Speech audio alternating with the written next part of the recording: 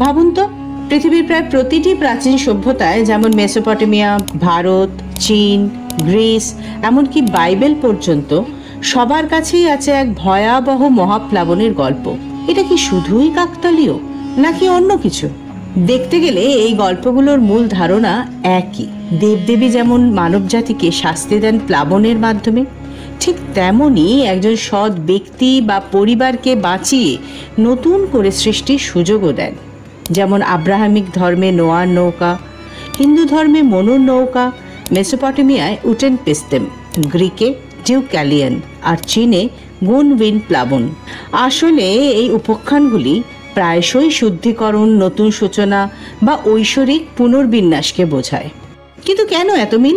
একটা কারণ হতে পারে স্থানীয় বন্যা পরিস্থিতির মৌখিক ইতিহাস। বন্যা সত্যি ভয়ঙ্কর, আর এই স্মৃতি প্রজন্ম থেকে প্রজন্মান্তরে ছড়িয়ে গেছে। কিছু বিজ্ঞানী মনে করেন বরফ যুগের শেষে বিশাল হিমবাহ গলে যাওয়ার ফলে এক প্রাগৈতিহাসিক বন্যা হয়েছিল।